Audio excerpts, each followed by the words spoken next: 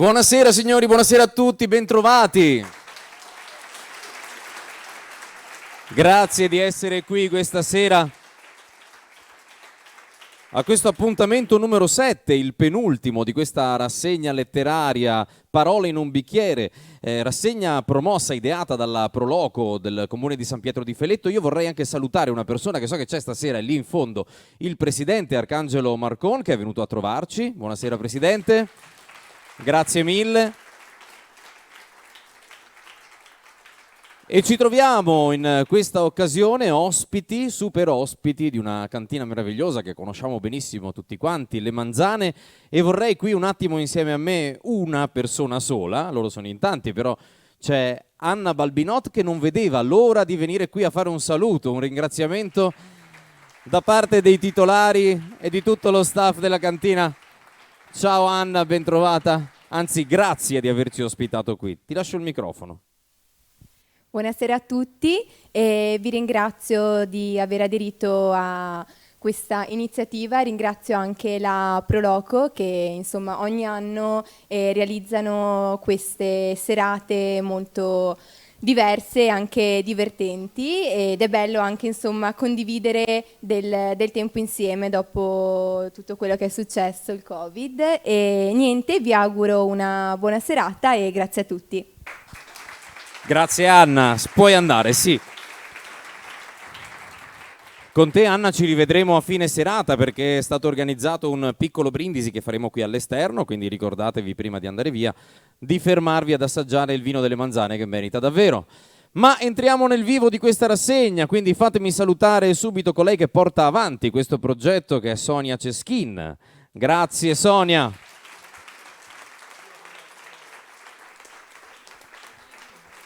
Ormai sì, vero? Siamo una coppia di fatto, Dio se lo sente mia moglie non credo che sarà d'accordo, ma sono dettagli, cose nostre. Ma un saluto anche ai nostri super ospiti, buonasera, bentrovati, io ve li presento. Fatelo, ci sta.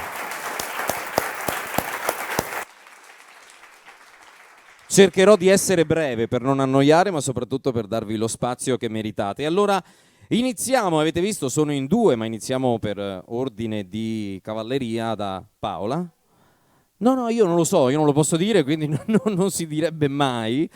Paola Barbato, autrice poliedrica, nasce a Milano, devo dire anche l'anno perché me l'hanno scritto, ed era il 1971, sei giovanissima.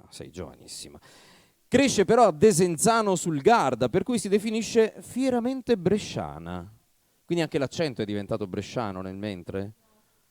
Funziona, ce l'abbiamo? Ce l'ho. No, io ho la cosiddetta sindrome di Zelig, per cui io prendo sempre l'accento delle persone con cui parlo, per cui adesso parlo con un accento tendenzialmente veneto, okay. Però dopo 2 giorni che sono a Brescia, riprendomi un po' a parlare con l'accento bresciano. Con la cadenza un po' più, ok. Ma la pesa. Ok, continuiamo dicendo che si cimenta in fumetti, testi teatrali, autobiografie, diari e lettere durante la sua gioventù. Comincia la sua carriera di sceneggiatrice con i fumetti di Dylan Dog per la Sergio Bonelli Editore. Spazia poi anche in altre produzioni. Nel 2006 viene pubblicato il suo romanzo Bilico, seguito nel 2008 da Mani Nude, che vince il premio Scerbanenko. Grazie. Per chi non lo sapesse, nelle scorse serate non ero capace di dirlo, invece ho studiato. E poi c'è anche Il filo rosso invece nel 2010. Nel 2009 cosceneggia la fiction Nel nome del male per Sky. Scrive molti altri libri spaziando tra thriller fino ai libri per bambini. Presenterà questa sera il suo nuovo thriller che è uscito da poco, a fine maggio. 31 maggio, molto bene. Paola Barbato. Grazie.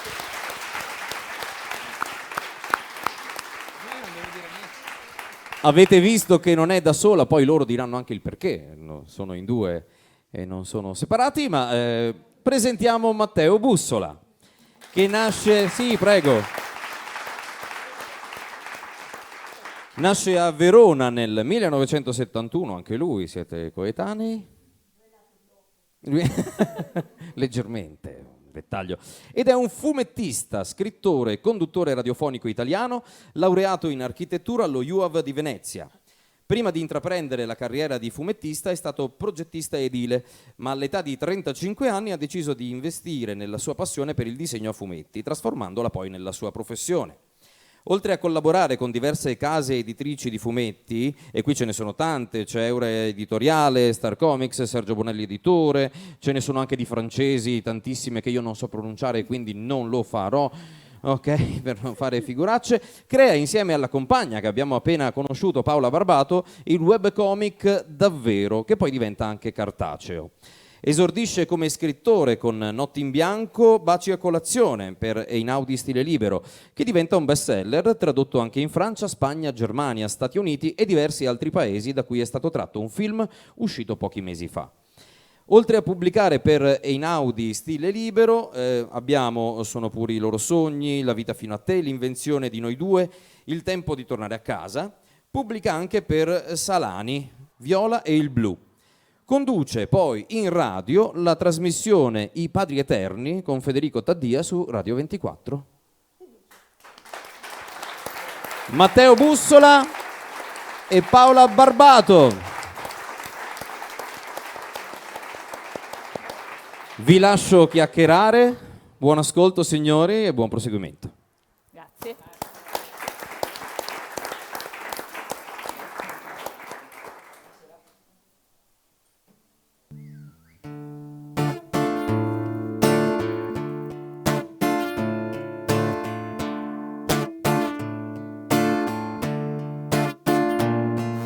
Happy, feeling clear, good sunshine. In a bag, I'm used will laugh along the future. It's coming out. I'm happy, feeling clear, got sunshine. In a bag, I'm used will laugh along the future. It's coming out. It's coming out. It's coming out. It's coming out.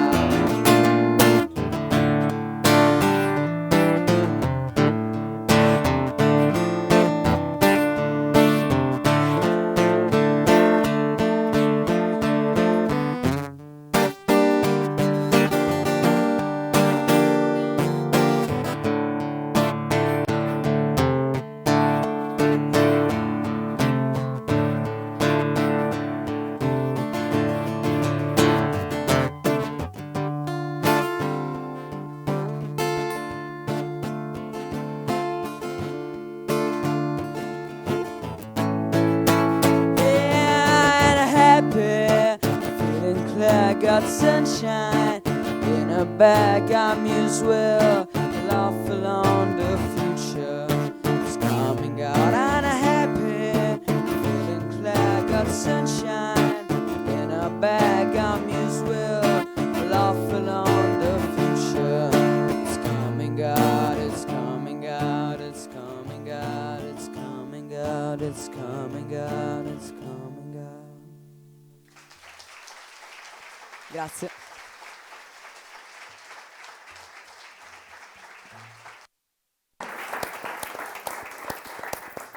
Buonasera a tutti. Piccola premessa, io ho 2 figli, uno si chiama Dylan, l'altra Morgana. Quindi per dirti cosa leggo. Allora, tu questa sera sei qui per presentarci il tuo nuovo libro che è La cattiva strada. Io ho avuto la fortuna di leggerlo in anteprima. Mi è piaciuto un sacco, te l'ho anche detto. E ti ho detto una cosa che ci tengo a ripetere. Io credo che Paola, qui in Italia, sia la persona, quindi non l'autrice, ma proprio la persona, quindi l'autore in senso senza genere, più vicino a Stephen King. Soprattutto con questo libro. Io ho letto anche gli altri, c'è tutto il percorso, ma in questo sei lui.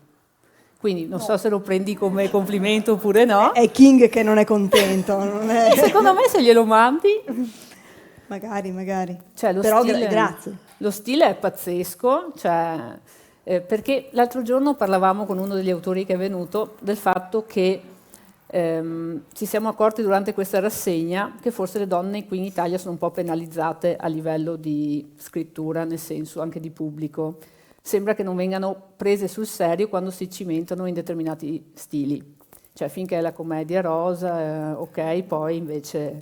Perché dicono che danno questa impronta troppo rosa, che comunque ci si accorge che sono donne che scrivono anche i thriller. Nel tuo caso non si vede, assolutamente. Cioè tu scrivi veramente, uno si dimentica assolutamente, cioè non si pone neanche il problema, lo sta scrivendo una donna, lo sta scrivendo un uomo. È un thriller e basta. Ed è un thriller di quelli che cattura, è un thriller di quelli che non vedi l'ora di andare avanti e che hanno i colpi di scena, quelli che fai... così. E io ci ho visto anche un omaggio a Duel, perché viene sì, anche proprio detto, però esplicitamente proprio citato, l'atmosfera sì. è quella, Sì. che secondo me è uno dei più bei film di tensione che ci sia. E quindi parlaci tu di questo libro, perché a me è piaciuto un sacco, e c'è sempre il problema in questi libri, non si può parlare tantissimo per non spoilerare. Allora, posso fare una premessa? Perché mentre lo dicevi mi è venuto in mente.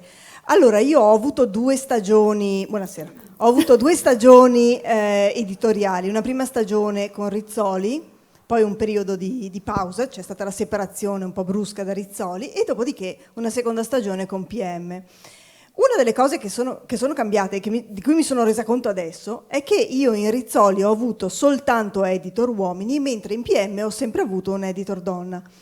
Nei miei primi 3 romanzi, in tutti e 3, c'è almeno una scena di sesso, perché tutti e 3 i miei editor maschi hanno detto no, ma la scena di sesso ci vuole, ce la devi mettere, ma non esiste, ma non c'è, ma non ci sono i personaggi, non ce ne sono 2 che posso accoppiare. Addirittura nel terzo libro, che è Il filo rosso, io ho dovuto inserire forzosamente un personaggio che non c'era, purché si accoppiasse col protagonista. Fantastico. Cosa che invece con la mia editor di PM, ma non l'è mai, no, cioè domani la chiamo e dico Francesca, ma perché a te non è mai venuto in mente che negli ultimi romanzi non c'è praticamente nulla? Cioè, se c'è qualcosa è necessario, fa parte della storia. Invece là me l'avevano messa proprio così come mi avevano detto, ci deve essere almeno un morto. E dicevo, perché? Può esserci una storia, possono essere delle storie thriller nelle quali non c'è il morto. Infatti. Eppure rimangono storie thriller, e ne esistono di meravigliose, di storie in cui tu vivi una tensione pazzesca senza una goccia di sangue, senza niente.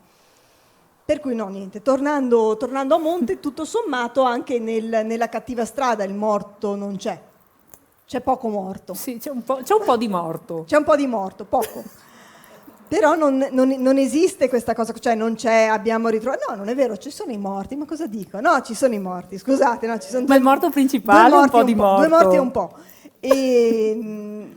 Ed è una storia effettivamente che ha a che fare moltissimo con la strada. La cattiva strada è un titolo, vabbè, un po' telefonato, però ha sia un significato metaforico, perché è il significato della strada che ha preso il protagonista. Il protagonista viene definito un ignavo, cioè è uno di quegli uomini che si lasciano vivere, terzogenito, di una famiglia molto solida, molto protettiva, molto ben impostata, che non ha portato a casa niente, quindi ha portato fatica a casa un diploma, non ha mai lavorato, ha lavoricchiato nelle aziende di famiglia, chiamiamola aziende, sono i negozi di famiglia, però poi alla fine tanto gli passavano i soldi loro, e si è lasciato vivere così fino a 35 anni, quando a un certo punto ha cominciato a rubacchiare un po' il padre, rubacchiava la nonna, hanno tentato di mandarlo fuori casa, lui è uscito dalla porta ma è rientrato dalla finestra.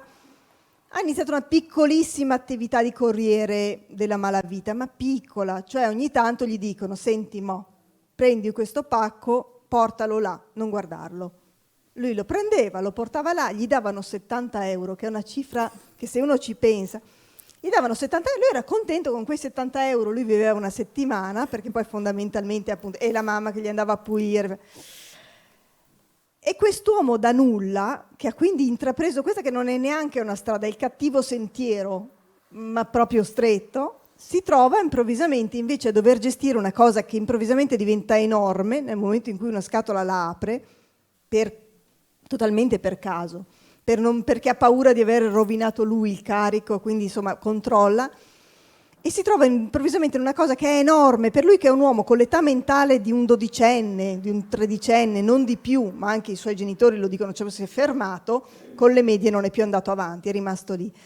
E improvvisamente lui nell'arco di questa notte deve crescere tutto insieme, deve diventare da bambino, deve diventare adolescente, da adolescente deve diventare adulto, finché alla fine lui si sente come un uomo decrepito, si sente vecchissimo. Prosciugato. Ed è avvenuto tutto in una notte, e a fargli tutto questo male è stata effettivamente la strada, perché è una storia che si ambienta in un unico luogo, che è fondamentalmente la A1 A21, quindi tutto in autostrada. È un'autostrada nella quale lui entra e da cui non può uscire. Non può uscire perché? Perché in autostrada una cosa solo lo tutela, le telecamere. Finché è in autostrada tutto quello che lui fa è comunque ripreso. E noi lo vediamo tutti questi filmati in tanti piccoli scorci all'interno del libro, dove quello che lui ha fatto un attimo prima in presa diretta è rivisto attraverso la telecamera. Ma la telecamera per lui è uno schermo, è una tutela. Finché rimane sotto le telecamere non gli possono fare niente di palese perché vengono ripresi. E quindi in qualche modo lui è chiuso in un enorme circuito che gira avanti e indietro per tutta l'Italia, ma da cui non ha facoltà di uscire. E in questo senso la strada è cattiva. Sai che sabato notte sono andata a vedere Campovolo sabato e quindi siamo riusciti a uscire alle 3 di notte, alle 5 ci siamo fermati in autogrill. Ti ho pensata. Lo so, all'autogrill. in tanti penseranno d'ora in Ho poi. visto quelli che facevano i cappuccini, io mi ero innamorata, sì, amo profondamente il personaggio di Tariq, e ero lì che guardavo dietro il banco e pensavo, guarda qua, magari adesso mi entra Joshua, tutto allucinato. Se ti va bene. E spero che non mi chieda niente, perché il problema è che questo fa danni a chi gli sta attorno. Sì, come tutte le persone deboli che pensano a se stesse. Quindi uno dice ho un problema, il mio problema diventa anche il tuo problema, magari anche il suo problema, purché non me lo debba spatollare io.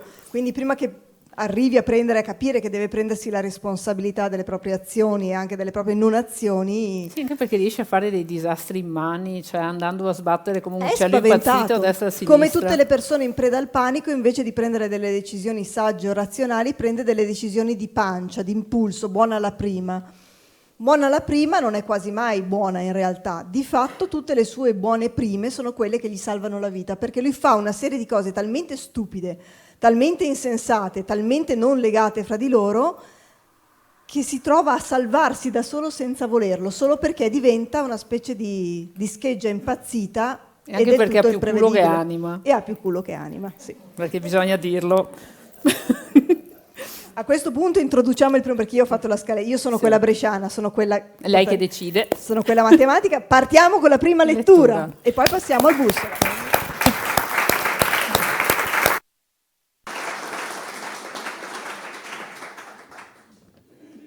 Joshua era rimasto solo. Era il primo momento di calma da un'ora a quella parte, il primo momento in cui la sua mente poteva permettersi una tregua, visto che qualcun altro si stava occupando del problema. Rimase così, spento, sullo sgabello davanti al bancone per circa 1 minuto. Poi si voltò verso l'ingresso. Tra lui e le doppie porte che davano sul parcheggio c'erano 6 o 7 metri e vari distributori di gomme e dolciumi per invogliare i viaggiatori in transito a comprarsi qualcosa di assolutamente superfluo. L'autostrada era lontanissima, oltre i doppi vetri. Non si sentiva altro che la musica diffusa dagli altoparlanti. Si sentiva come se fosse l'unica persona al mondo, o almeno la sola rimasta nella parte illuminata di quel casermone. Spostò gli occhi verso la zona chiusa, avvolta nel buio. Se arrivano scappo lì. Un pensiero improvviso, immotivato. Se arrivano chi? La paura, che era sempre rimasta ferma nelle retrovie, aspettando il momento giusto, strisciò in avanti. Lo avevano seguito? Quante volte? 2? 3? Ma là fuori non aveva visto nessuno. Non aveva riconosciuto un'auto in particolare. Ma se davvero mi hanno seguito? Probabilmente si erano infastiditi vedendolo fare 2 soste, ma non c'era ragione per decidere di sorvegliarlo più da vicino. Non bastava vederlo salire e scendere dal furgoncino, andare avanti e indietro dal vano di carico, dentro e fuori dall'area di ristoro. Non bastava, no? Forse invece basta.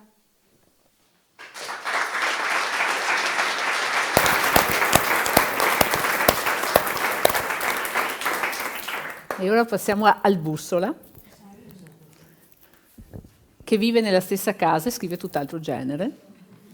Anche se però anche lei ha scritto un libro, si chiama Vista da qui, che mi è piaciuto un sacco, ci ho riso un sacco, e che a tutte noi donne innamorate del Bussola, perché tutte le mie amiche sono perse per il Bussola, ma è una cosa grande. Poi io le ho riportate sulla terra facendo leggere Vista da qui, che l'ha reso umano, come tutti i CDM che popolano le nostre vite. Poi te lo spiego cos'è il CDM, perché ci sono i minori, non posso. E quindi parliamo del tuo ultimo. Intanto ti chiedo, se dovessi definire il tuo genere di scrittura, perché lei abbiamo detto thriller e ce la siamo cavata. In questi giorni molti mi hanno chiesto, ma che libri scrive? Non riesco a dare un genere. Li ho un po' spiegati cosa sono, ma non sono riuscita a dare un genere. Tu in che genere ti riconosci? Intanto buonasera a tutti, grazie di essere qui. Allora, Paola lo sa, io non credo molto in questa storia dei generi, nel senso che non è una questione di cui mi occupo, nel senso che ma proprio mi interessa così poco che in realtà perfino i libri di Paola che vengono definiti thriller, secondo me, e Paola questa cosa la sa benissimo, io a volte mi ci arrabbio perché è un'etichetta riduttiva nel caso di Paola. Secondo me sono dei raffinati romanzi psicologici. E quindi vedi che come Stephen King, anche quello sì, dicono dell'orrore, scrive delle storie d'amore da paura. Io capisco la necessità di queste etichette perché da un punto di vista merceologico, di mercato, anche il libraio ha la necessità, no, di creare delle categorie, eccetera. Però io ci credo poco, quindi io non saprei definire che genere scrivo quello che mi piace, scrivo racconti storie... la vita, secondo me. Sì, io scrivo storie di vita, storie di persone ferite che poi in qualche modo si riscattano, storie di persone che compiono delle scelte. Dopodiché va anche detto, a onor del vero, che io ho cominciato da relativamente poco a spingermi nel territorio della fiction, quindi in storie di immaginazione e di invenzione. Io ho cominciato scrivendo storie totalmente autobiografiche, ma fino quasi all'idiozia, nel senso che quando mi invitavano nei primi festival letterari mi dicevano che bello, fai autofiction. No, io proprio scrivevo quello che era, perché pensavo che si facesse così. Quindi il primo libro, Notte in bianco, baci e colazione, è totalmente autobiografico. Il secondo, il terzo già era una specie di ibrido, e col quarto libro ho cominciato ma questa cosa dell'autobiografia, tra l'altro nel mio caso, è dovuta al fatto che io ho fatalmente una formazione da disegnatore e quindi sono abituato a lavorare con quello che vedo, a scrivere di quello che vedo. Nel disegno è la stessa cosa, no? GP, che è il più grande per me fumettista, disegnatore italiano, diceva proprio questa cosa, che il compito dei disegnatori è quello di andare a guardarsi le cose, perché ovviamente se tu vuoi riprodurle o offrirne una tua interpretazione devi prima di tutto imparare a guardarle. E io in tutti i primi racconti che scrivevo letteralmente di quello che vedevo, di quello che avevo a portata di sguardo, quindi le bambine, Paola, una giornata in cui andavo a fare la spesa, un giorno in cui litigavo con uno per la strada. Ecco, e poi questo insieme di racconti è diventato Notte in bianco. Questo libro invece è un libro di racconti inventati, anche se in realtà, diciamo, il gioco in questo senso nel tempo di tornare a casa è molto sottile, perché il lettore è spinto a chiedersi a un certo punto se queste storie siano state davvero inventate da questo scrittore che appunto perde un treno ed è costretto a passare una giornata in stazione, o se davvero quelle persone le abbia realmente incontrate. Sì, perché è un osservare la vita. Cioè, io quando l'ho letto, allora, il primo libro che ho letto tuo è stato L'invenzione di noi due, mi è piaciuto da morire, e poi sono andata a ritroso a leggermi gli altri, ma L'invenzione di noi due mi è piaciuto particolarmente. Poi quando ho letto questo mi ha fatto pensare a un tipo di cinema che io amo, che sono i film corali. Sì. I film corali dove c'è anche quella specie di incontro-scontro, dove i personaggi si sfiorano e non si conoscono, ma in qualche modo si trovano uno nella vita dell'altro. E poi c'è sempre il fatto che noi incontriamo un sacco di gente, ma nessuno sa veramente cosa c'è nella vita delle altre persone, e magari ogni tanto sarebbe da fermarsi e pensare che magari c'è qualcuno che può star male, c'è qualcuno che magari in quel momento è felice, osservare un po' le emozioni altrui, ma non per rubarle, ma per dar loro importanza. No, ma infatti diciamo che questo libro in un certo senso rappresenta anche, è un manifesto del mio modo di scrivere, no? A parte che è proprio corretta l'osservazione che hai fatto su quei film corali.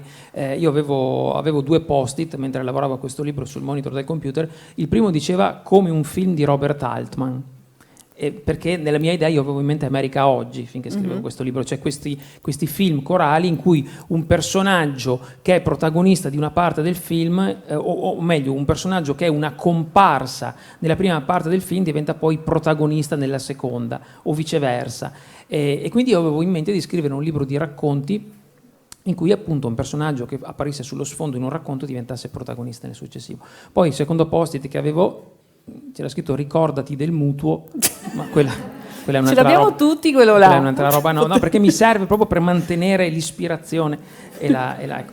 E quindi mi sono inventato questa storia sostanzialmente, perché io a dire la verità volevo scrivere un libro che fosse solo di racconti, di questi racconti di vite diverse, di questi personaggi che si incontrano, si cascano addosso, si lasciano, tant'è che all'inizio il libro aveva un altro titolo, si chiamava Il catalogo degli incontri e degli addii. Dopodiché da Einaudi hanno cominciato a rompermi, a non essere, insomma, perché dicevano no, la parola catalogo è una parola un po' dura, servirebbe un titolo un po' più morbido, insomma poi lo abbiamo cambiato. Ma io volevo scrivere un libro solo di racconti in realtà, solo che da Einaudi hanno cominciato a dirmi ma però i racconti sono rischiosi, perché c'è questa leggenda metropolitana, che poi tanto leggenda non è, che in Italia i libri di racconti non vendono tanto, insomma la gente vuole il romanzo, vuole la storia eccetera. Con buona pace di Carver e di Chekhov in Italia i racconti Ma anche no. Gianni Rodari, Esatto. E allora mi sono inventato questo sistema per travestire questi racconti da romanzo. Li leghi. Esatto, perché in realtà sono tutti legati e devo dire che a me piace molto l'idea che il lettore cominci in realtà a leggere questo libro, ogni racconto contiene una vita diversa, c'è la storia di una ragazza che perde l'amore della sua vita, c'è la storia di un ragazzo che ha un rapporto problematico con il padre, poi vediamo la stessa storia dal punto di vista del padre, c'è la storia di un uomo che si trova di fronte ad un addio definitivo di sua moglie che ha una malattia terminale, insomma ci sono tante storie, e però appunto queste storie tu quando cominci a leggere il libro hai l'impressione di leggere solo un libro di racconti. Dopo, quando arrivi a pagina 40-50, cominci a notare degli elementi di ricorsività. E allora dici, ma scusa, ma questo personaggio qua non è quello che ho visto anche nel secondo racconto. Scusa, ma questo se chiama come quello. Ah, però è lui! Allora, e allora cominci a capire che questa cosa fiorisce e in realtà tutti questi racconti che hai letto all'inizio separatamente diventano tasselli di una storia più grande che possiamo forse impropriamente addirittura definire romanzo. Ecco. E questo è. E poi il fatto che l'uomo col berretto giallo non abbia un nome dà proprio l'idea della persona che osserva, che potrei essere anch'io, potrebbe essere lei, potrebbe essere uno di loro. L'uomo col berretto giallo io non ce lo volevo, ma anche lì ce l'ho dovuto mettere perché Einaudi ha rotto. Non mi dire così che sono tornata a casa a prendere il berretto Einaudi io ha insistito, prima, che l'ho dimenticato. No, perché erano talmente terrorizzati da questa cosa dei racconti eccetera, proprio perché io nei miei libri precedenti c'era sempre un elemento autobiografico, che Rosella, la mia editor, quando ha letto il libro ha detto guarda è bello, interessante eccetera, però manchi tu. E io ho detto grazie al piffero, manco io, è un libro di invenzione. No, ma è perché si sente la mancanza. Insomma, allora a un certo punto mi sono inventato questo stratagemma dello scrittore del berretto giallo per mettermi nel libro. In che senso mi ci sono messo? Il libro comincia con questo scrittore che al termine di un festival letterario perde il treno per tornare a casa, che è una cosa che potrebbe sembrare di invenzione, ma capita spesso. E in realtà ecco. E quindi si trova in questa stazione di provincia sconosciuta a dover passare 4 ore in questa stazione, 3 ore e mezza, in attesa del treno successivo. E quindi che cosa fa? Si siede in questa stazione e comincia a osservare queste persone che gli passano davanti. E queste persone sono le persone delle quali poi ritroverai le storie nel libro, e tu non sai a un certo punto del libro o addirittura alla fine del libro se queste persone lui le ha realmente incontrate, ci ha realmente parlato, gli hanno realmente raccontato di loro, oppure se sono frutto dell'immaginazione dello scrittore. E questo, dicevo, è un manifesto del mio modo di scrivere, perché il mio modo di scrivere si basa su questo, sull'osservazione. Io rubo un sacco di situazioni, di piccoli dettagli, di modi di fare, di espressioni, mi immagino un sacco di vite quando faccio i viaggi con i treni, anche perché ho l'abitudine di guardarmi attorno, di non passare solo il tempo sul telefono, e quindi ho messo in moto questo meccanismo anche in questo libro. Dopodiché la cosa, se vogliamo, interessante è che dal punto di vista di chi conosce la mia biografia, quello scrittore del berretto giallo che perde il treno è riconoscibile, nel senso che può pensare che sia io, anche se non mi nomino mai. Sì, nel anche libro. dallo zaino, del berretto giallo, che fatalità io ho anche nella vita vera. E per chi invece non avesse mai letto i miei libri precedenti, quello lì è un personaggio al pari degli altri. Mio papà, quando l'ha letto, mi ha detto: ti siccome è il Veceto delle tragedie greche. No, cioè quello che si siede lì, si senta lì in canton e racconta i fatti degli altri, quella roba lì. Un guardone. Basta, Giacomo.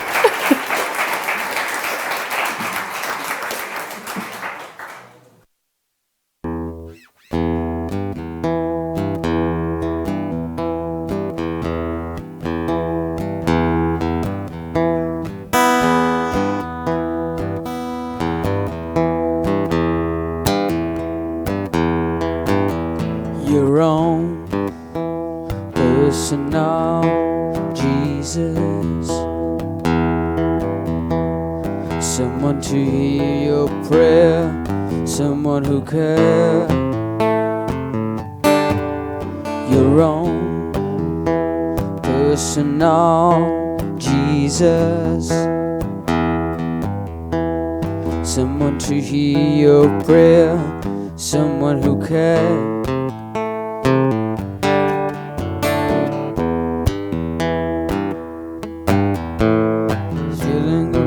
When you're all alone, flesh and bone, but a telephone.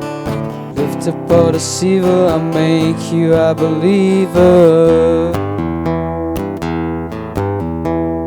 Take second best, put it in the test.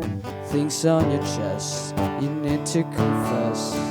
I will deliver, you know I'm a forgiver.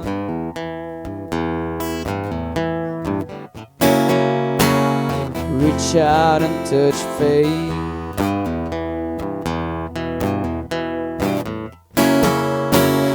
Reach out and touch faith.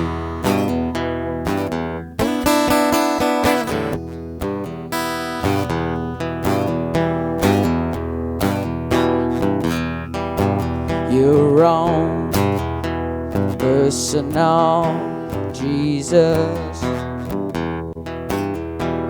someone to hear your prayer, someone who cares.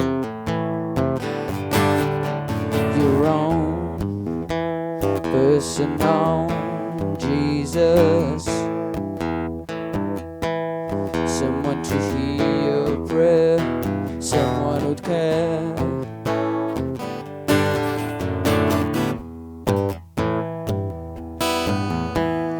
Feeling unknown when you're all alone, flesh and bone by the telephone. Lift up a deceiver and make you a believer. Take second best when you chew the fast. Things on your chest you need to confess. I will deliver, I'll make you a believer.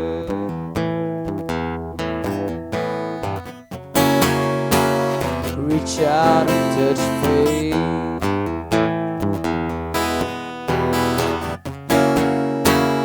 Reach out and touch faith.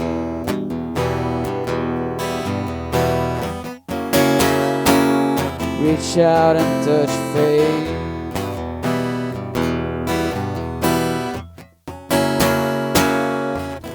Reach out and touch faith.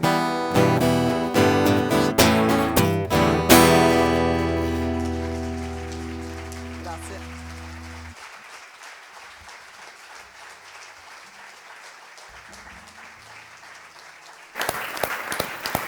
Quindi l'introduzione adesso, no?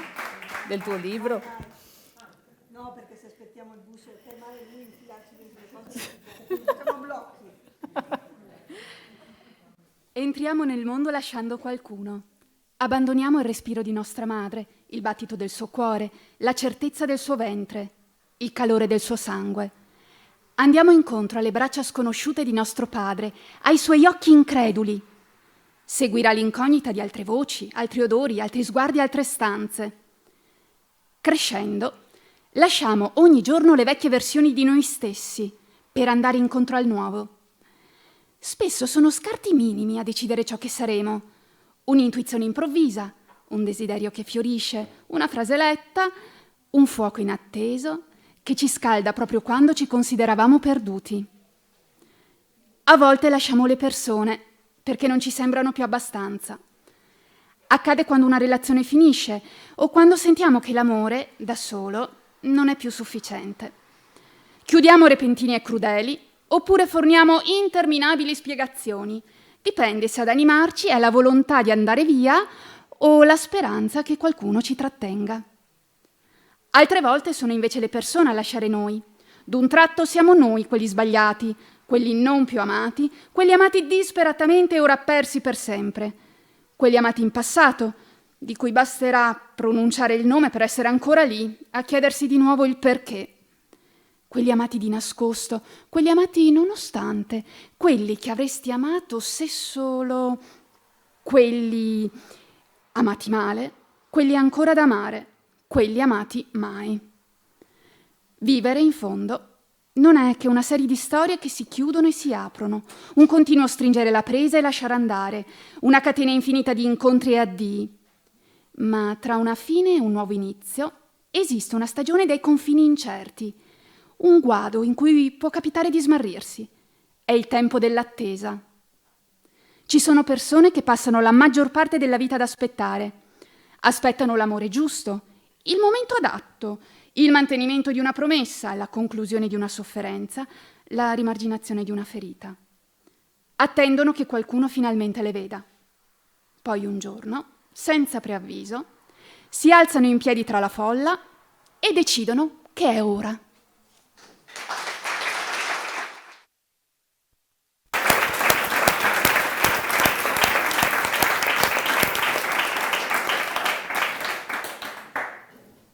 Sembra l'incipit di Love Actually. Io ne ho visto metà, credo. Me l'ha detto un sacco di persone, però. Sì, perché anche lì c'è il personaggio di Rowan Atkinson che sfiora e comunque ha un peso nelle cose che succedono. I personaggi sono tutti legati in qualche modo fra loro. È il film che mi guardo ogni Natale, è il mio film di Natale, mi prendo le 2 ore per i fatti miei, piango ogni volta dove c'è da piangere. E me l'ha ricordato questo libro, come poi mi ha ricordato comunque, ma solo perché l'avevo visto recentemente, Per tutta la vita, l'ultimo film che era uscito quest'anno di Brizzi, dove le persone si sfioravano per il fatto che si sfiorassero, se no come peso più Love Actually, questo libro qua. Dico solo una cosa, che questo pezzo in realtà appunto quando l'avevo pensato è l'introduzione del libro, diciamo così. Dopo il libro è tutta una serie di racconti. Vi sarete accorti che in più di un punto è citata la parola incontri addii, perché appunto l'avevo pensato quando il libro si chiamava in un'altra maniera. Solo che dopo non sono riuscito a infilarci dentro la parola a casa, ho detto mi lasso, tanto secondo me non se ne accorge nessuno. Ecco, quindi quello. Però era strafigo quel titolo, Allora, era strafigo, ma a volte è come l'insostenibile gli leggerezza editori dell'essere. si fanno venire i dubbi all'ultimo momento, dopodiché devo dire che comunque io sono alla fine assolutamente convinto di questo titolo nuovo, perché in realtà io ero convinto di stare scrivendo un libro di persone che si incontrano e si lasciano, e poi invece, quando mi sono avvicinato alla fine del libro, ho capito di cosa parlava davvero il libro, che è una cosa che succede a volte, insomma. Posso parlare della tua copertina? No, tanto... Sì, no. Tra le paranoie del suo editore c'è sto fatto che lui, per prima cosa, quando ho cominciato a ragionare sulla copertina, mi ha mostrato varie illustrazioni, fra cui questa qua del coniglio, detta da noi quella del Cunel. Allora ho detto, bella, bellissima. Lui diceva, ma sono sicura? Me ne fate vedere 2 o 3? Ho detto, no, ma quella del coniglio è bellissima. Hanno mandato quella del coniglio, dopo un po' hanno detto, vabbè, facciamo il coniglio. A quant'era un mese dall'uscita, improvvisamente, paranoia fotonica dell'editore, no, il coniglio non va bene, il coniglio non va bene, il coniglio non si capisce. E lui diceva, ma no, a parte che non si deve capire, No, facciamo... Allora ho cominciato un'interminabile ricerca di altre copertine. E facciamo il treno, e facciamo la stazione, facciamo quella...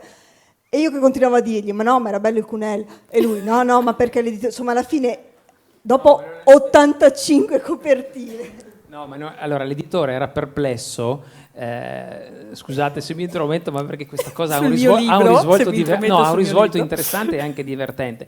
Cioè che normalmente le copertine vengono scelte quando un libro è concluso, perché devi scegliere un'immagine che isoli un momento significativo del libro, che ne riassume il contenuto, eccetera. Nel mio caso, invece, io mi sono innamorato di quell'illustrazione quando ero tipo a pagina 32 e l'ho mandata all'editore, dopo essermi consultato lungamente con Paola, dicendo: guardate, questa qua è la copertina del mio libro. E loro mi hanno detto, cioè subito mi hanno detto di sì, e dopo un po' hanno cominciato a dirmi: no, però... no, non va mica bene per un libro tuo, perché ci abbiamo pensato bene, è una copertina disturbante. E io dicevo, bene, no? Cioè nel senso, ma perché darvi è una un copertina po' che il ti pone una domanda. E dicevano, no, ma poi questi due qua, non si capisce mia cosa gli dirò fare, no? E dopo, scusa, sto Cunel, scusa, nel libro il Cunel non è mia? Infatti. È pubblicità ingannevole. Cielo il Cunel. E allora io ho detto, il problema è avuto il Cunel, temeto il Cunel. E allora ho scritto quello che a mio gusto è probabilmente il racconto migliore del libro, ecco appunto la formazione da disegnatore che torna fuori, immaginando la storia di questi due, perché io volevo per copertina disperatamente questa illustrazione di Bianca Bagnarelli, e allora ho cominciato a chiedermi chi sono questi due, cosa fanno, chi potrebbe essere questo coniglio. E c'è, poi magari ve lo racconto più tardi, adesso lascio la parola a Paola, nel libro la storia dell'amore di questi due e di che cosa rappresenta questo coniglio, solo perché volevo il Cunel. Vedi? A te metteva dentro quelli che facevano sesso per forza, e lui coniglia. L'insensatezza editoriale ogni tanto, cioè si fanno le paranoie su una parola, su una cosa. No, questa parola no, ma perché? No, perché c'era un libro di 27 anni fa che è andato malissimo e aveva quella parola nel titolo. E tu dici, vabbè, ma questo è vero. Ma il coniglio c'è Harvey, poi c'è il coniglio di Carrisi. Ma fosse stata una martora, cioè non era importante, cioè, c'è un vabbè. Mio papà, con la sua estrema lucidità, che lo contraddistingue da buon veneto, mi ha detto: fallo venire fuori a Pasqua. Giustamente, ma perché è pratico come tutti i veneti.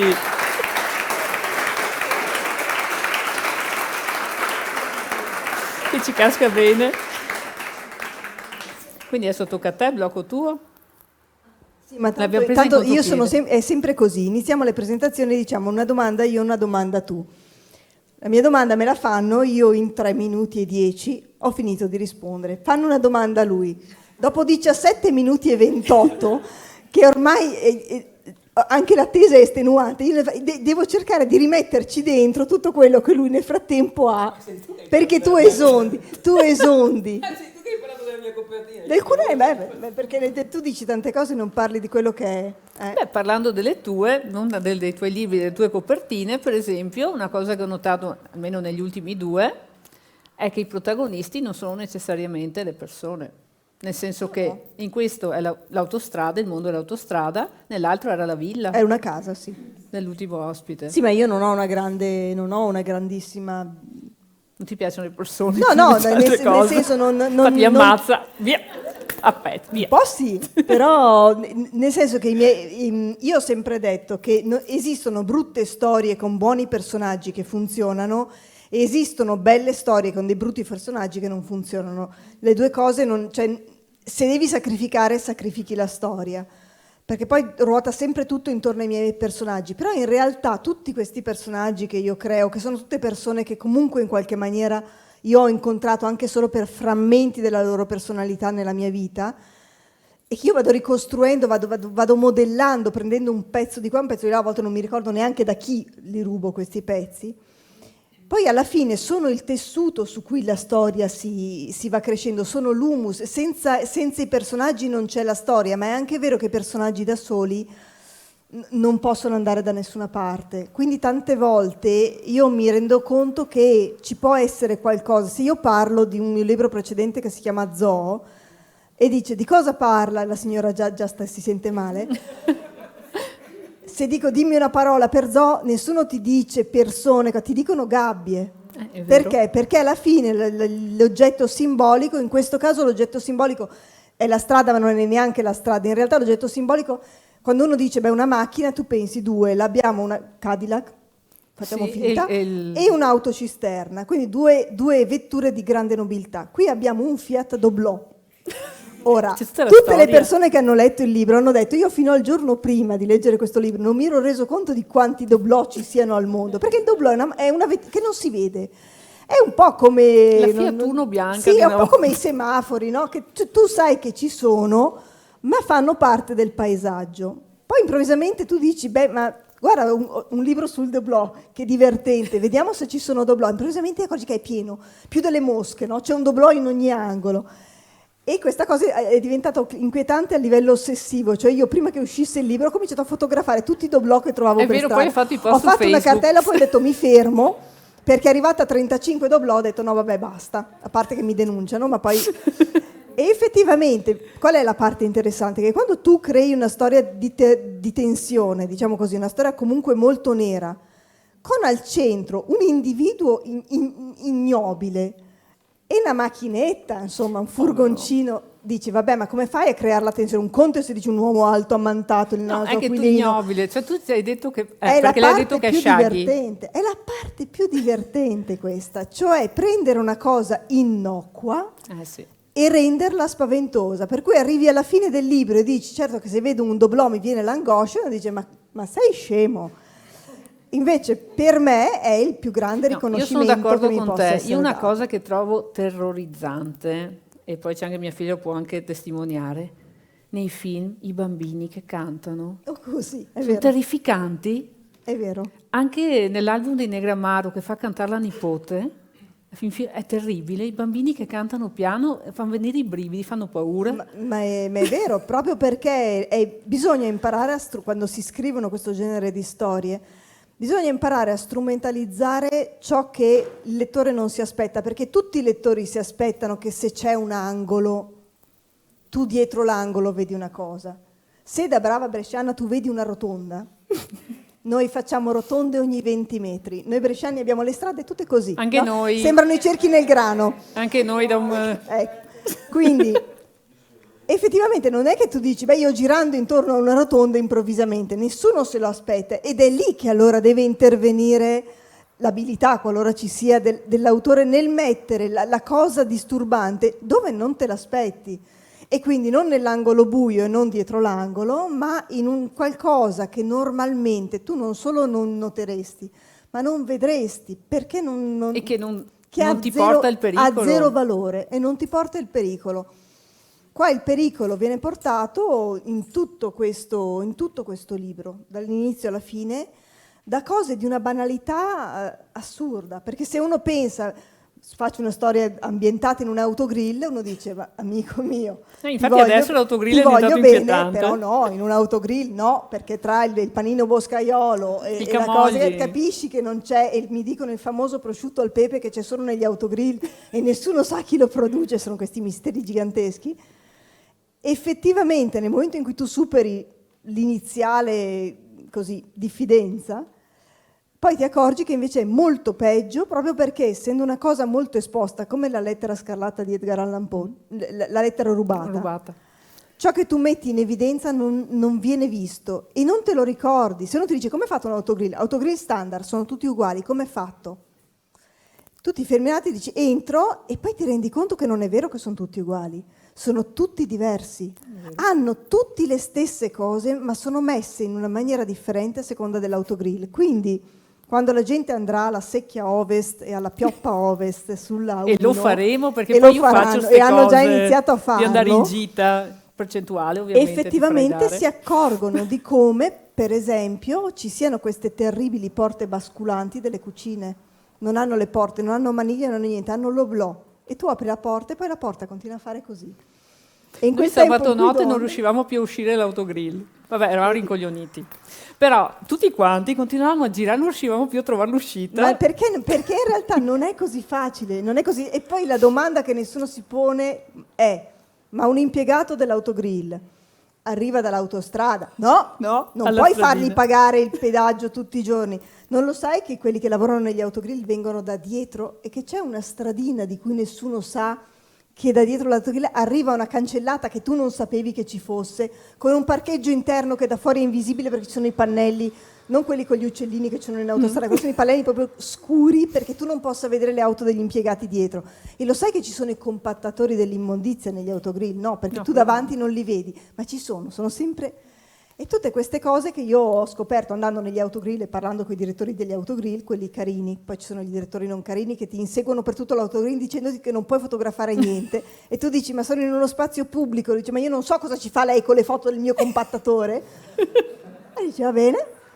Allora vai a 20 metri in mezzo al parcheggio e dici parcheggio posso fotografarlo e da lì fotografi il compattatore, voglio vedere come fanno a bloccarti. E tutte queste cose ci sono e sono molto più inquietanti questi elementi di quanto non siano Quelli che dovrebbero classicamente far paura. classicamente che fanno paura, per cui insomma pioggia di notte, il vicolo buio, il gatto che fugge, clang, qualcosa che cade. Quello qualsiasi lettore, anche il meno sgamato, dice vabbè adesso sta per succedere qualcosa. Nel mio no, col boscaiolo infatti, no. Ti flashi veramente. Comunque io sono andata a Londra, sono andata a Craven Road 7 perché sono uno di quelli malati che vanno a vedere i posti. E c'era il caffè di Landoc. Sì. Sono entrata con mio figlio, si chiamava Dylan, gli ho detto si chiama Dylan per Dylan Dog, gli hanno regalato la penna. Vedi. Ed Questo è stata la gita a Londra, in aveva tutti i quel luoghi, fine. in tutti i laghi. Come anche a Roma, alla Garbatella, a vedere il bar dei Cesaroni, chilometri a piedi perché era lontanissimo sto posto, abbiamo fatto anche quello. Dobbiamo cercare la stazione del libro suo adesso, trovare se c'è la signora con le borse della spesa che aspetta. Perché poi, scusa se salto a lui, la cosa che mi è piaciuta anche... C'è la lettura? Boh. Prima la lettura. Prossimo anno... Capiteli loro due poveri, loro due che sono sempre lì aspettando che uno di noi gli lasci lo spazio. Il prossimo anno Vai. vieni a farti le serate con me così mi aiuti a mantenere Tutto, un pianifico ordine. tutto. Provò una sensazione mai sentita fino ad allora. Una specie di balzo indietro freddo e nel contempo una spinta calda in avanti. Se avesse letto almeno qualche libro in vita sua, avrebbe saputo darle un nome: Epifania. Fu una questione di attimi. I lampeggianti gialli erano 200 metri più avanti, mentre di fianco a lui, piantato a lato della corsia di sorpasso, vide un cartello con su scritto «Varco aperto». Varco aperto significava che in un determinato punto della corsia, subito dopo le luci gialle, sarebbe saltata la separazione tra le due carreggiate, ovvero che tra le 8 corsie in entrambe le direzioni non ci sarebbe stato né il guardrail né blocchi di cemento, ma un'apertura vera e propria. Recepì l'informazione e la sua mente fece un altro scatto evolutivo, trascinandolo sino alla spavalderia della piena adolescenza, quella che porta con sé l'incoscienza del primo vero rischio preso. Poteva farcela. Dio aiutami, se ci sei aiutami. Non pensò altro, non controllò nemmeno gli specchietti e si portò sulla corsia di sorpasso. Le luci terminarono bruscamente e al loro posto si aprì una voragine su una dimensione parallela. Un muro di buio che non era altro che la carreggiata in direzione opposta. Joshua sterzò verso sinistra, girando completamente il volante, e il doblò si sbilanciò tutto da una parte.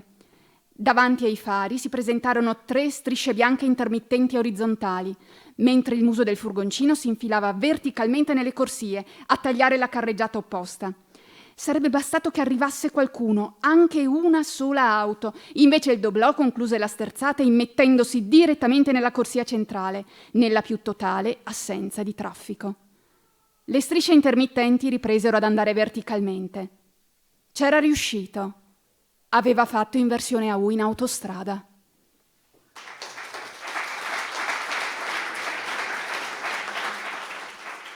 Veramente qui giochi nello stesso campionato dell'inseguimento di Mr. Mercedes, quello finale.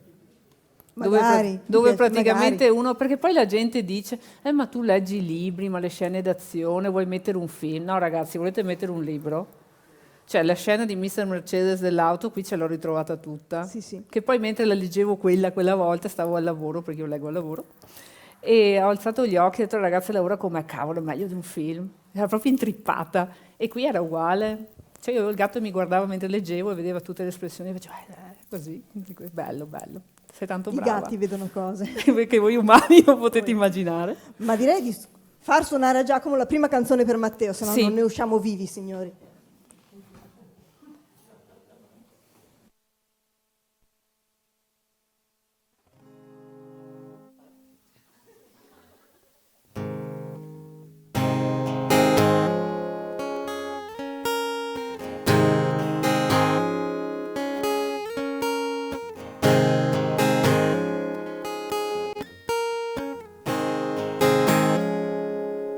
It's not time to make a change. Just relax, take it easy. You're still young, that's your fault. That's so much you have to learn. Find a girl, settle down. If you want, you can marry. Look at me, I am old, but I'm happy. I was once like you are now, and I know that it's not easy to be calm when you found something going on.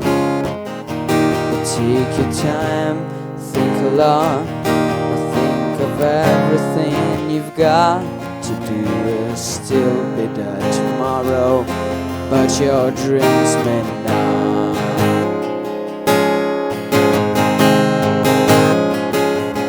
How can I try to explain? Cause I do, she turns away. Again, it's always be the same old story. From the moment I could talk, I was ordered to listen. Now there's a way, and I know that I have to go away. I know I have to go.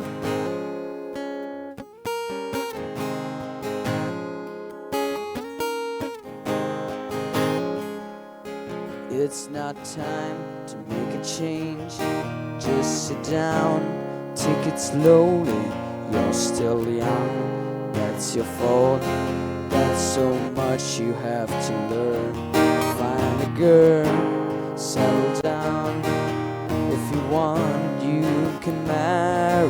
Look at me, I am old, but I'm happy. Oh, the times that I cried, keeping all the things I knew inside. It's harder to endure, to endure it. They were right, I'd agree, but it's them that know, not me. Now there's a way, and I know that I have to go away. I know I have to go. Grazie. Grazie. Beh, qui la lettura automatica. Qui la lettura automatica. Lettura automatica? No? Sì. Sì? Sì. Fate voi. Fate voi. Sono tipo un cartonato. Allora, lo vedi questo ragazzo, Paola? Tu hai una grande passione per Carlotto. Questo ragazzo ha commosso Carlotto. Oh, Madonna. Il nostro fango, perché gli abbiamo pure cambiato nome da martedì 31, vero? Quindi adesso c'è una grande responsabilità. Alte aspettative.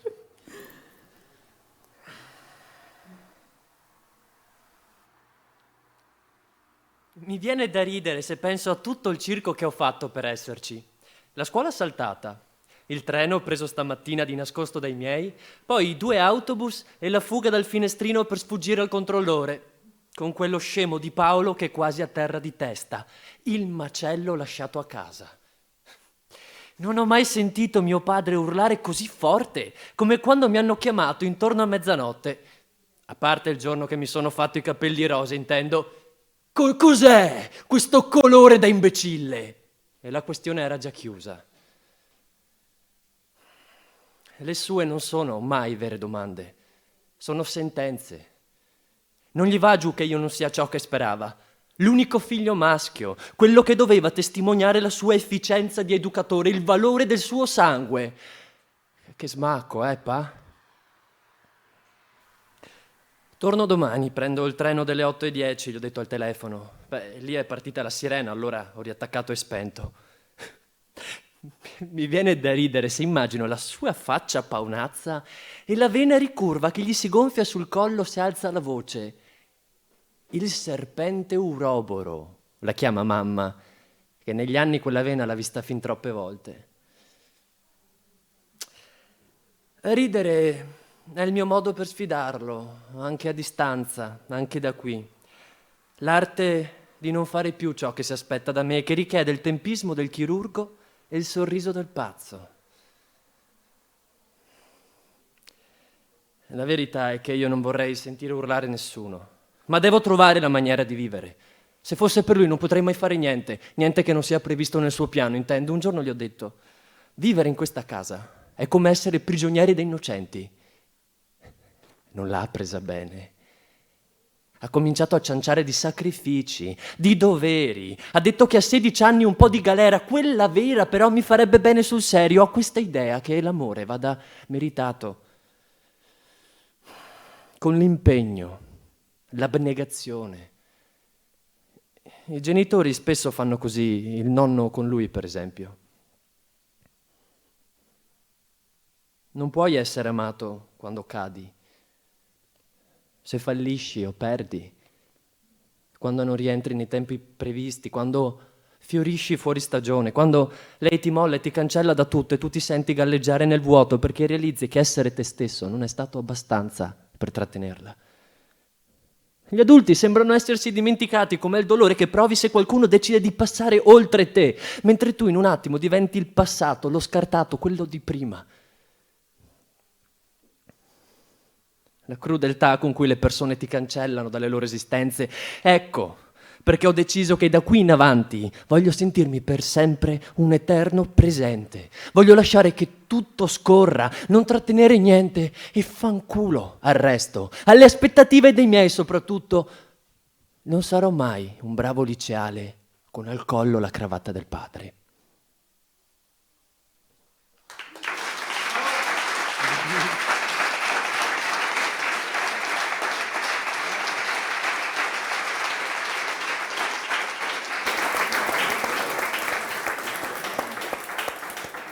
Ripeti il tuo bel commento col microfono che a me è piaciuto tanto. No, ho detto ACP. No, ma rendeva di più l'altro. Sì, no, cioè, mi pare quasi di aver scritto una roba bella, cioè incredibile, perché lo assumo. No, complimenti, veramente è un'intensità emotiva pazzesca.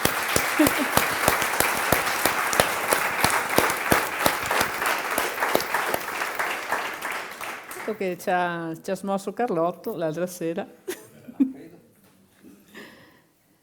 Vai, commenta. No, è un po' difficile adesso. Perché l'hai scelta tu questa, no? Quando ci siamo sentiti... Ma l'ho scelta io perché in realtà allora, i racconti del libro sono tutti abbastanza lunghi e avrebbero senso letti dall'inizio alla fine, naturalmente, cioè estrarre uno stralcio è sempre problematico, ma questo mi interessava perché il libro è attraversato da tanti temi e fra i vari tipi di amore che racconto nel libro naturalmente c'è anche quello fra padre e figlio, che è un tipo di rapporto che io ho sperimentato, come tutti naturalmente, da quando sono diventato padre, da entrambi i punti di vista. Ed è una delle ragioni per cui in questo libro questo racconto è raccontato da due voci diverse. Questo racconto che lui ha letto in maniera questo stralcio di questo racconto che lui ha letto in maniera magistrale è la storia di Davide, che è questo ragazzo di 16 anni che ha questo rapporto conflittuale con questo padre molto autoritario, che ha un sacco di aspettative su di lui, che ha un sacco di progetti. E lui vuole liberarsi da queste aspettative, vuole rivendicare il suo diritto di essere altro, perché a volte noi genitori facciamo così, magari senza rendercene conto, anche in assoluta buona fede tendiamo a immaginarci i nostri figli in un modo, a caricarli di aspettative e solo troppo tardi a volte realizziamo che i figli non vengono al mondo per piacerci, ma che hanno il pieno diritto di essere quello che sono. E Davide è un adolescente che non ci sta, è un adolescente che non si sente rispondente alle aspettative e all'inizio di questo pezzo racconta sostanzialmente la sua avventura di questo giorno in cui decide di fare questa mattata, per cui non va a scuola e con un suo amico sedicenne, anche lui, fuggono insieme per andare a un rave. Quindi questa esperienza completamente, come dire, psichedelica, questa cosa in cui si trovano ad avere a che fare anche con dei ragazzi e con delle ragazze più grandi di loro. E quindi suo padre lo chiama in questo contesto, no, dicendogli: dove cazzo sei andato? E lui dice: guarda, torno domani, e mette giù, cosa che fa imbufalire ulteriormente suo padre.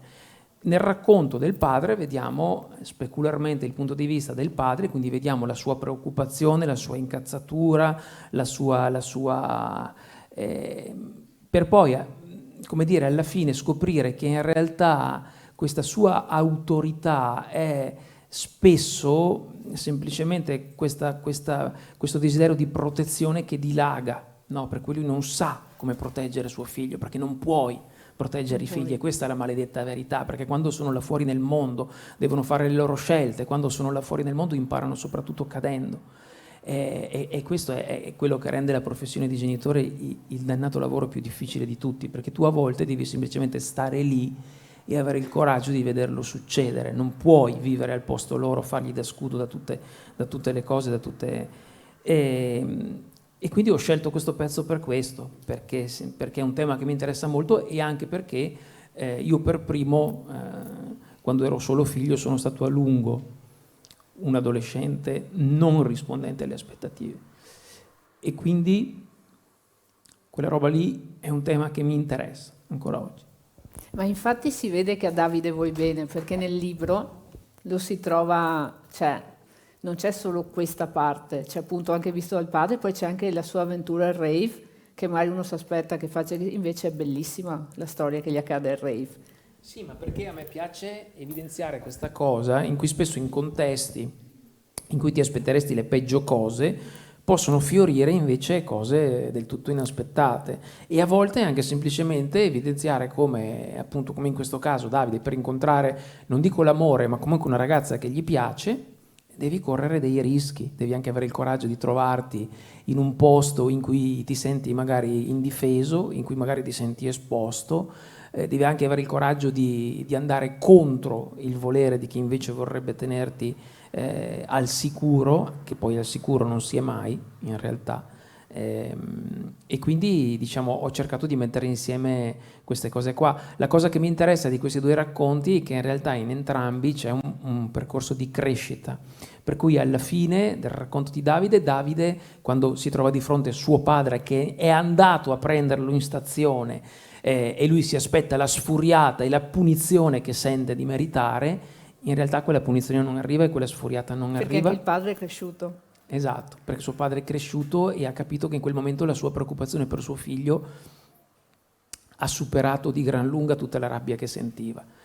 E poi nel racconto del padre vediamo appunto invece questa rabbia e intuiamo le ragioni per cui questa rabbia poi si smonta e scompare di fronte alla pura gioia di trovarsi finalmente di fronte a suo figlio, che ha due occhi diversi, in realtà, perché ha incontrato questa ragazza, tant'è che l'unica domanda che questo padre autoritario alla fine fa davanti a suo figlio quando se lo ritrova lì, invece di dirgli brutto imbecille, ma guarda che ci hai tenuto in pensiero per 2 giorni, ma come ti sei permesso, ma io ti mando a lavorare, ma tutte le cose che ti aspetteresti dal personaggio che lui è stato fino a quel momento lì, invece gli chiede solo: ne è valsa la pena.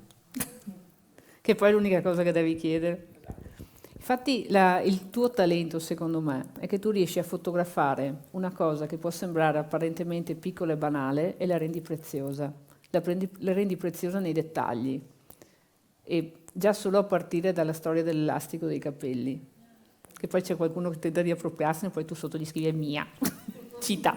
No, perché non se ne può più. C'è questa mania di copia incollare gli scritti senza mettere di chi sia. No, pensano che no, ma perché poi a me la cosa non è tanto quello, è che poi a volte si beccano pure i complimenti nei commenti. C'è gente senza vergogna, no? A volte mi rubano dei pezzi in cui parlo delle mie figlie o di cose anche molto personali, e c'è la gente sotto che gli cambiano il nome e gli mettono il nome dei loro figli, no? E poi c'è la gente sotto che gli commenta e gli dice: ma bella questa, ma è tua? Sì, l'ho scritta stanotte. E tu dici: ma cazzo, ma scusa, vero. è una roba che non ci si... No, comunque non è ci si- questo, c'è proprio la particolarità, intanto che le persone si riconoscono nelle tue storie perché sono le storie delle persone, sono le storie appunto che incontri tutti i giorni e che se ti fermi a osservarle un attimo di più le trovi, che poi il bello della vita è quello. E se siamo sulla corrente, qua c'è pure la strada che fa molto coreografia per il tuo libro. E secondo me molti si riconoscono perché comunque tu racconti la vita e tante volte la gente dà la vita per scontata, invece la vita, come dice Bebe Via, è una figata, nel senso è qualcosa che non si può paragonare a nient'altro.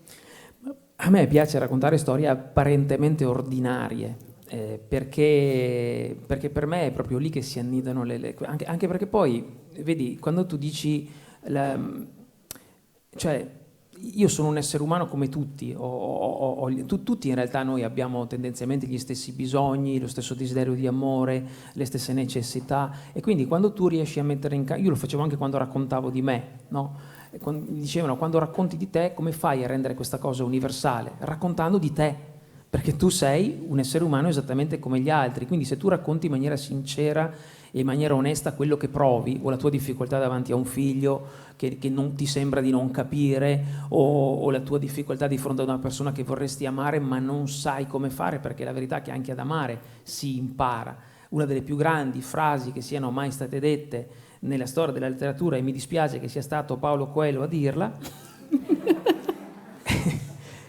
è quella frase, no, in cui lui dice, se non sbaglio, se una persona non ti ama nel modo in cui tu vorresti, non è detto che non ti ami con tutta se stessa. Per consolarti però ti dico che le frasi qua io le metto sempre sotto i culi, quindi... Sì, ma infatti... Le tue invece no. Ma sotto a un culo ci sta bene, secondo Ma me. le tue no, le tue mettono proprio la frase e basta, lui ci aggiungo sempre un culo, quindi consolati così per il fatto di Coelho. Comunque ecco, la chiudo, secondo me le storie stanno tutte nei dettagli. Faccio solo questo esempio e poi finisco, perché davvero è vero che do risposte troppo lunghe, ma questa cosa mi interessa molto. Quando mi invitano, per esempio nelle scuole, a parlare di scrittura, soprattutto nelle scuole medie o nelle scuole elementari, io mi diverto un sacco a far fare ai bambini questo esercizio, no? Quando ti dicono, ma dove ti vengono le storie? Come fai a inventartele? E io dico loro, venite qua. Andiamo tutti vicino a quella finestra lì e guardiamo fuori. E io vi garantisco che se voi guardate fuori da una finestra per 10 minuti, quei 10 minuti lì contengono un universo. Allora quei bambini ci mettiamo lì e magari, no, allora vediamo un cane che attraversa di corsa la strada. E allora io dico loro, ma perché quel cane sta attraversando la strada? No. Allora può darsi che abbia attraversato la strada di corsa perché qualcuno lo ha spaventato, oppure perché ha visto un gatto dall'altra parte della strada e allora ha attraversato la strada per rincorrerlo, oppure perché si è ricordato che è ora di cibo e quindi sta tornando a casa per mangiare. E poi magari vediamo una signora che attraversa la stessa strada con le borse della spesa. Allora puoi chiederti, per chi ha fatto la spesa quella signora? Forse l'ha fatta per la sua famiglia, oppure forse l'ha fatta per una sua amica che è malata e gliela sta portando a casa, e quindi quell'attraversamento contiene un gesto di gentilezza. E poi, se guardiamo ancora meglio, là in fondo vedi un paio di fari che vengono su dalla salita. Magari è tuo papà che sta tornando dal lavoro. E se guardi ancora meglio, ancora là in fondo, dietro l'angolo c'è un bar, e sotto il plateatico di quel bar c'è un tavolino sopra il quale c'è un posacenere, dentro il quale è appoggiato un filtro di sigaretta attorno al quale ci sono tracce di rossetto. Chissà chi l'ha fumata quella sigaretta lì. Magari è stata una donna o una ragazza che era il primo appuntamento con il ragazzo che le piaceva e allora ha fumato quella sigaretta perché era nervosa, e quindi quella sigaretta appoggiata contiene in realtà una promessa di felicità. Oppure magari invece l'ha fumata una donna che in quel bar è stata lasciata dall'uomo della sua vita, e quindi quella sigaretta in realtà contiene una testimonianza di tristezza. E tutte queste cose le puoi inventare guardando fuori da una finestra e osservando piccoli dettagli. E io lavoro così.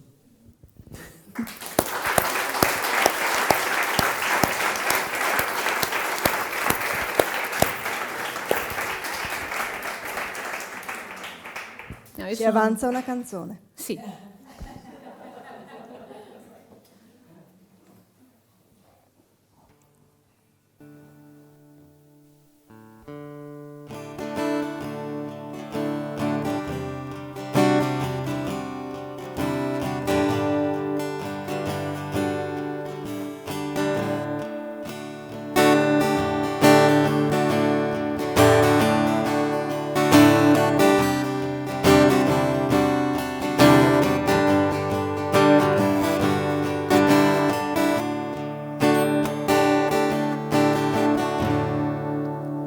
If the sun refused to shine, I will still be loving you. When mountains crumble to the sea, there will still be you and me.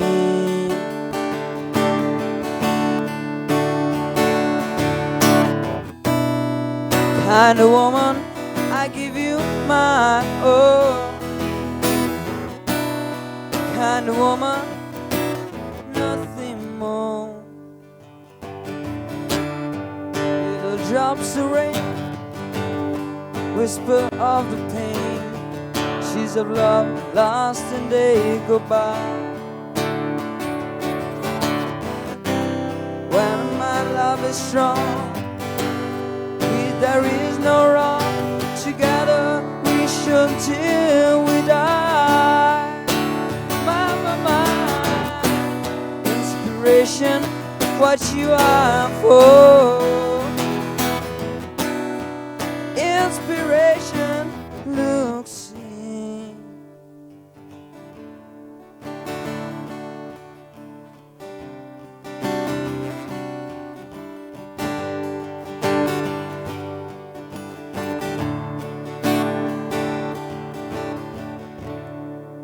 And so today my world smile,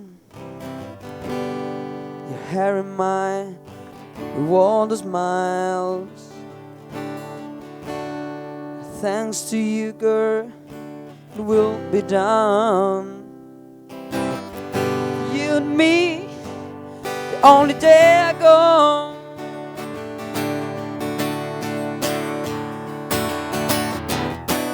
Happiness, no more sad. A happiness, I'm glad. If the sun refused to shine, I will still be loving you. When mountains scramble to the sea, there will still be you and me.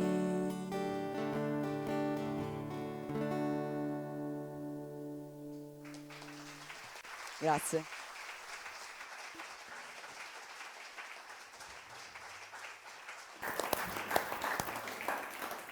Comunque il discorso che hai fatto tu, io ho una gelateria, quindi sto dietro un banco e ho la visuale, quella fuori e basta.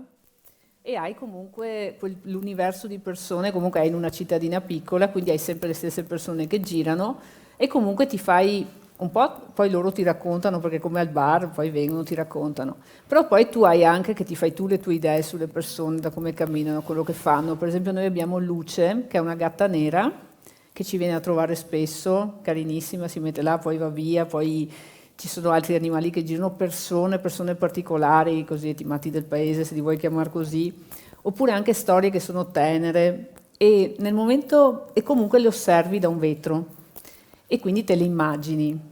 Durante il lockdown noi abbiamo fatto il servizio a domicilio e quindi siamo usciti e siamo entrati nelle loro vite e loro sono entrati nelle nostre. Infatti tramite poi WhatsApp e gli ordini così, oltre a mandare l'ordine poi ti arrivava la foto di loro che festeggiavano il compleanno col gelato che avevi portato. Ti arrivava il messaggio del ragazzo che aveva la ragazza che abitava a 1 chilometro e ti chiedeva di portarle il gelato e tu chiedevi, le scrivo un biglietto, sì per favore scrivile questo, scrivile quello.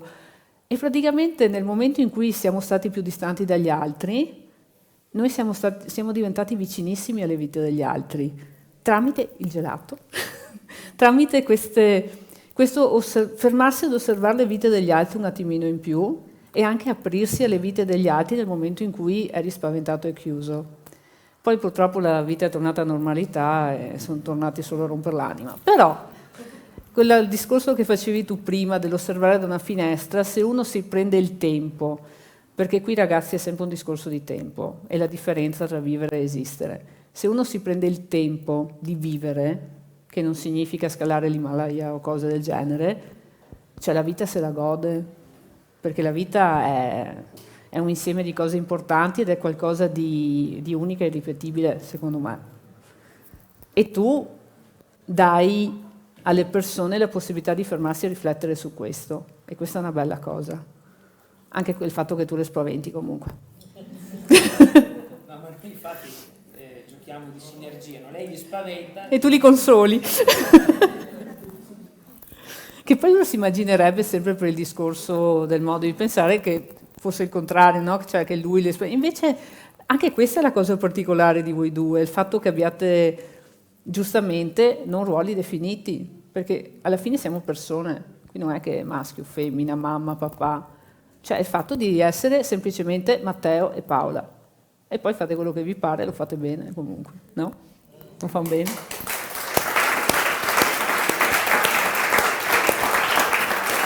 Facciamo fare l'altra lettura o tu che decidi i blocchi, facciamo fare l'altra lettura oppure no? Ci manca solo una lettura, poi dovremmo aver esaurito tutte le nostre cartucce, giusto? non so niente. Però, ma su questo non c'erano dubbi. Vai, ultima lettura. Sì, dai, c'è già l'uomo col berretto giallo e pure lo zainetto.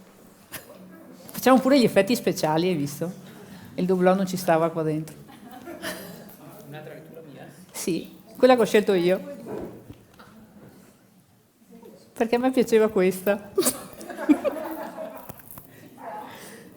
E perché questa è la prima volta che sono gli autori che scelgono le cose, se tu scelgo io.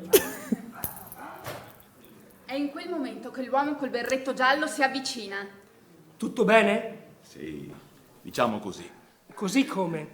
Ma, senta, le sembra la faccia di uno a cui va tutto bene? Non saprei.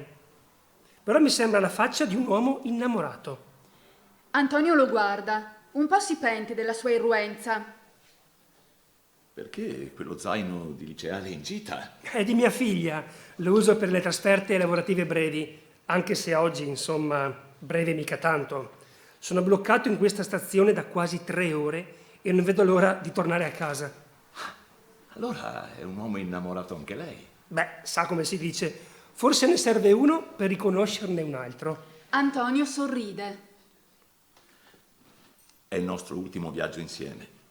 L'uomo col berretto giallo non dice niente. Antonio alza gli occhi verso il cielo. Il brontolio di un tuono echeggia lontano. È che, vede, quando l'ho incontrata ha cambiato tutta la mia vita. Sì, conosco la sensazione. Mi ha aiutato a comportarmi bene, a ripulirmi, nel senso letterale della parola. La vita prima di lei mi aveva quasi ucciso. Mi ha sposato contro il volere dei suoi genitori e invece stiamo insieme da 40 anni. Ci crederebbe? 40 anni che non sono stati tutti rose e fiori, perché amarsi non è mica quella gran baggianata che raccontano nelle favole o le farfalle nello stomaco che si immaginano i giovani. Amarsi è una gran fatica. E adesso, sul più bello che eravamo riusciti a superare le difficoltà della vita restando insieme, io non sono pronto a farmela portare via. Non è giusto. La cosa tragica, vede, è che mi sono reso conto di una cosa. Quale? Che tra un incontro e un addio non c'è alcuna differenza. Si tratta sempre di lasciare andare una parte di te, di vivere con quel che resta. Si volta a guardare Giulietta che gesticola al telefono. Gli è sempre piaciuto il suo modo di muovere le mani in aria. Il fatto è che se durante un amore cambi piano, lasci indietro le parti inutili. Un addio, invece, ti costringe a una rinuncia rapida. E io impazzisco per il fatto che tutti quanti attorno a me sembrano far finta di niente. I figli fingono che non stia succedendo nulla di grave, gli amici pure, perfino mia moglie fa come se niente fosse e mi tratta da ragazzino ansioso. Sono costretto a fingere anch'io, a tenere in piedi la recita. Ma la verità è che la conclusione arriverà presto. E vorrei solo potermi permettere la disperazione che sento e allontanare la paura che, quando Giulietta non ci sarà più, io ripiomberò nello schifo di prima. L'uomo col berretto giallo abbassa gli occhi, se ne resta in silenzio per qualche secondo. Anche Antonio lo fa. Ascoltano il temporale avvicinarsi. Sa, mia nonna mi diceva che non bisogna mai lavare la moka. Cosa? Mi diceva che la moka non va mai lavata, solo sciacquata in acqua fredda, perché se la lavi, se la strofini internamente, soprattutto con detersivi aggressivi, e se togli quella patina che si addensa attorno al filtro e al pistoncino, rovini il gusto del caffè. È una cosa che dice anche la mia Giulietta. Non ho mai capito il perché. Perché in questo modo, se non la lavi, ogni caffè non è mai davvero nuovo. Non riparte mai da zero, ma contiene un po' di sapore di tutti i precedenti. Tutti i caffè passati sono nel gusto di quelli futuri. Per questo i primi caffè con una moka appena comprata sono terribili, perché non hanno alcuna storia alle spalle. Antonio fissa l'uomo. Non capisce come possa parlargli di caffè mentre sua moglie sta morendo. Vede, io di lavoro scrivo e insomma sono abituato a ragionare per immagini, per accostamenti, e mi sono fatto l'idea che questa cosa del caffè funzioni anche per le persone. Per le persone? Ogni incontro, soprattutto se è d'amore, è destinato a cambiarci per sempre, non crede? Non si cancella con niente. Le persone che amiamo entrano in noi proprio come sfumature in una miscela. Diventano parte di quel che siamo. Gli anni insieme, il loro ricordo ci arricchiranno per tutta la vita. Voglio dire che anche dopo io non credo che lei tornerà a quello di prima. Penso che non ripiomberà in nessuno schifo. Sua moglie sarà dentro di lei, nelle cose fatte in due, in quel che rimane ogni giorno. Antonio cerca di cacciare giù il groppo che sente in gola. Io però bevo solo decaffeinato. Ha un parallelismo anche per questo. Lo bevo anch'io, anche se quello del bar qui sotto, ho saputo, è da denuncia. Antonio sorride piano per la seconda volta. Forse piccoli incontri come questo possono cambiare anche il gusto di una giornata, pensa. Si gira verso di lei. Il vento trasporta la risata argentina di sua moglie che commenta qualcosa al telefono. Sarà stato il potersi liberare con uno sconosciuto, ma sente il labbro tremare senza preavviso, gli occhi inumidirsi, la vista che gli si appanna. No, non qui, non con lei, pensa, non davanti a un estraneo. Non sa cosa fare. Una raffica di vento gli spettina i capelli radi. Nuvoloni neri si addensano oltre la pensilina del binario. Madonna, ma che luce fastidiosa che c'è oggi, eh? Dice dell'uomo col berretto giallo sfilandosi d'un tratto un paio d'occhiali da sole. Antonio lo guarda, poi sfila i suoi dal taschino, li indossa. Già. Dice, mentre comincia a piovere.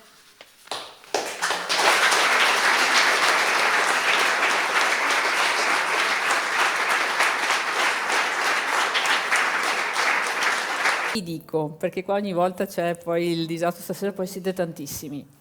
Allora, poi per chi volesse, ci sono i libri da acquistare, magari loro fanno la bontà di firmarceli, quindi niente resta, non saltate loro addosso, poi con Riccardo ci metteremo lì e loro li firmeranno e poi potremo andare a bere qualcosa, così magari se volete anche chiedere qualcosa che lo fate pure. Adesso il nostro Riccardo, l'altro Riccardo, torna. L'uomo Devo dell'inizio passare e di la qua, fine. scusate, eh? Eccomi! L'uomo dell'inizio e la fine. Dov'è l'applauso? Ma non per me, per loro, su! Ah. L'uomo dell'inizio e la fine mi piace. Era un titolo nuovo. Sembra un ruolo importante quello dell'inizio e la fine. C'era uno una volta che ha fatto C'è uno che ha l'inizio. iniziato e finito. Non so se ha finito ancora, No. spero di no, per tutti noi.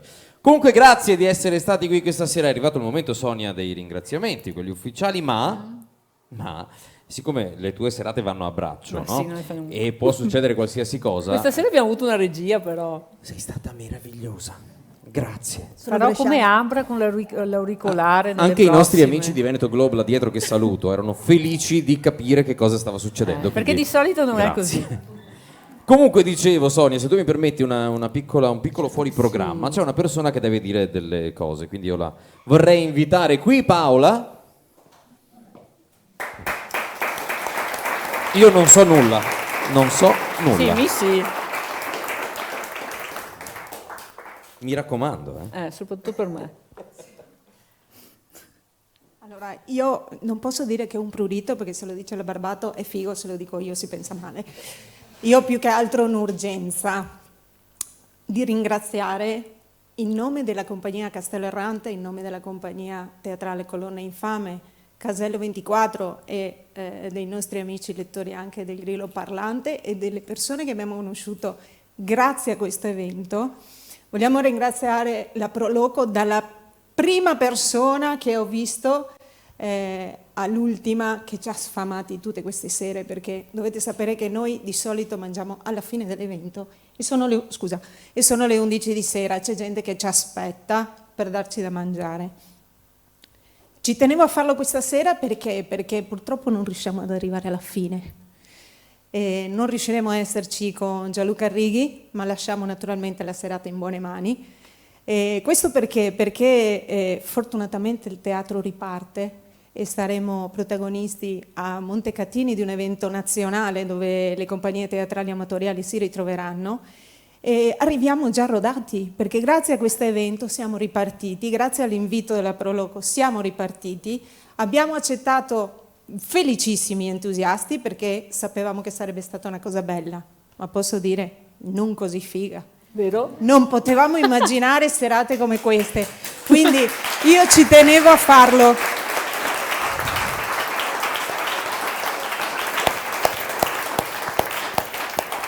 Ho letto tempo fa un ragazzo che raccontava di una partenza, faceva un cammino, preparava lo zaino e lo rifaceva e lo rifaceva ancora. Sapeva a memoria tutti i pezzi che ci metteva dentro e diceva naturalmente so quando parto, so quando arrivo, so quando ci metto. E il ragazzo ha detto non sapevo però cosa avrei trovato nel cammino, quindi questo per me è la stessa cosa e posso parlare anche in nome degli attori perché so per certo che sono entusiasti e naturalmente stanno già sperando di ricevere l'invito per la terza edizione. Abbiamo il gruppo ormai, abbiamo il gruppo WhatsApp. Ormai sì, voi non potete immaginare, questo evento ha raggruppato la lettura che senza il loro lavoro naturalmente noi non saremo qui, quindi grazie al vostro lavoro non avremmo incontrato persone come queste che è piccolino ma ragazzi... Si merita...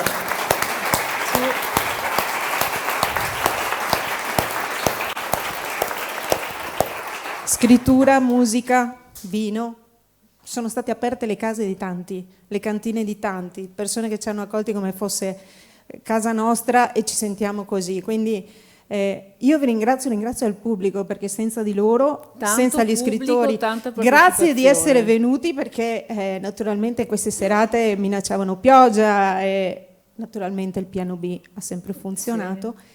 E vi lascio dicendo che io sono onorata di essere qui e invidiata. Il primo messaggio della mattina raccontando cose personali è stato invidia in caratteri cubitali da mio figlio che vorrebbe diventare non come me ma come voi, quindi questa cosa la devo ancora capire. È un disegnatore, quindi vi ammira tantissimo. Detto questo, sono onorata di conoscere i Bussoli, come vi abbiamo soprannominati, però adesso, dopo questa serata, non vedo l'ora di conoscere Bussola Senior. Perché sarebbe un ottimo marchettaro dal momento che ti consiglia di uscire a Pasqua. Grazie. Grazie Paola.